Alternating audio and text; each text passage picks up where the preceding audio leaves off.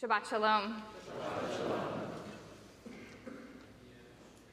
Like many of you, I have been walking around these past several weeks with a storm cloud over my head, weights on my shoulders, anguish in my eyes. I read the news coming out of Israel and of the anti-Semitism in our own country, and I feel consumed by heartbreak and rage. When I close my eyes, I replay videos and photos in my head that I wish I had not seen. I am in a dark place. The only comfort I can find is that I am not alone in this darkness. And it's Thanksgiving weekend. For us as Americans, this is meant to be a time of joy. This is a happy holiday. This is a weekend of acknowledging the good and feeling grateful for the blessings that fill our lives. But it is so hard to feel gratitude in the midst of despair. How can we access gratitude these days? My question is not, how do we pull ourselves out of our grief? That's not my question, first of all, because emerging from grief never works that way. It is never automatic and on demand. And second, it's not my question because the war is still ongoing. Most of the hostages are still not home. Anti-Semitism is raging, and of course, we are grieving. It is the only normal reaction to what is going on around us. So I have no interest in strategizing how we can pull ourselves out of our grief. But on this Thanksgiving weekend, our hearts and minds and souls may be in Israel. But we are also Americans who traditionally practice gratitude this weekend, and we are also Jews who traditionally practice gratitude each and every day. This practice is easier when we aren't consumed by darkness. But today is dark.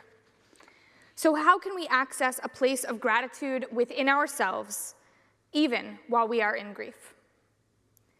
I want to offer two suggestions. The very first character in the Torah to use the language of thanksgiving is Leia, and she does it this week. And it's not because her life is perfect. Precisely the opposite. She is married to Jacob, but she knows that Jacob doesn't really love her, or at least not as much as he loves her sister, Rachel. Unloved and uncared for, Leia is miserable. With each child she bears, she thinks that perhaps this child will gain her Jacob's affection. She names her first son Reuben, saying, "Because God has seen my affliction, for now my husband will love me." It doesn't work. She names her second son Simeon, saying, "Since God has heard that I am hated, God gave me this one too." Still, Jacob loves her no more than he did before. And she names her third son Levi, saying, "Now this time my husband will be attached to me, for I have borne him 3 sons." And of course, her wish does not come true. We feel for Leia reading this passage. It seems that she sinks deeper and deeper into despair with each verse. And then, in the midst of the darkness, Leia shifts. She names her 4th son Judah, meaning thanks. And she says, "This time I will thank God." With her 4th son, she has given up on trying to win Jacob's affection. She has changed her focus. We think of gratitude as something we should experience in the happy moments of life. And we do, or at least we should, take time to be grateful when life goes our way. But it means even more when we can find it within ourselves to have gratitude in the dark moments. Those are the moments that harken back to the very first expression of gratitude, Thanksgiving emerges first from darkness and only later from joy. Let us be clear that Leia's gratitude is not, "Thank God I have a loving husband," because she doesn't. And lying to oneself is not productive. Her gratitude is, "Thank God I have this beautiful baby boy." The same is true for us. Our gratitude cannot be, "Thank God there is peace in Israel. Thank God the hostages are home." That would be lying to ourselves. But we can comb through our lives and identify the pieces where gratitude can be genuine and real. The second piece of advice I have to offer about finding gratitude in the midst of despair comes from Rabbi Harold Kushner, the well-known American rabbi and author who passed away this year. Having gone through unimaginable darkness himself, including the illness and loss of his son, Rabbi Kushner offers a tried and true method for accessing gratitude: helping someone else. Though it can feel nice to have someone take care of us, we will feel even more empowered when we take care of someone else. We will feel that our lives are meaningful, and from that feeling, we will remember that for which we can be thankful. This method works even when the help we offer to others has nothing to do with that which pains our own soul. Small acts of kindness aren't small, and they aren't just for the benefit of the recipient.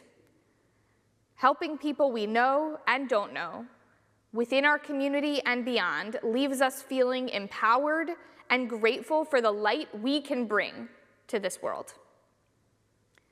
Challenging as it is, we should follow Leia's and Rabbi Kushner's examples.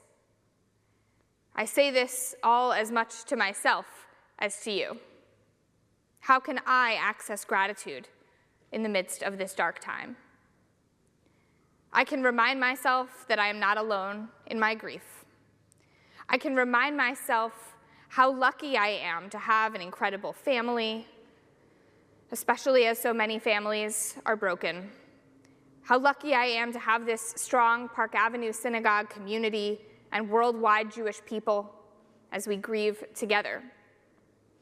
And I can turn towards others, offering whatever help I am able to offer, soaking up the light that radiates from the meaningful acts I can perform in this world. Gratitude will not come easily this season, but we can find it. The thing about our holiest book, our origin story, the Torah, is that it is filled with darkness. Jacob begins his journey to Haran at the beginning of this week's Parsha, when we are told that the sun sets. 20 years later, in the middle of next week's Parsha, we will read that Jacob returns home to a sunrise. Scottish Torah scholar Dr. Aviva Zornberg notes that these descriptions of the sun are no accident. Jacob's 20 years in Haran are a dark night of the soul. It hits home for me this week to read about a biblical character experiencing a dark night of the soul. Because this is a dark night of my soul and of all of our souls.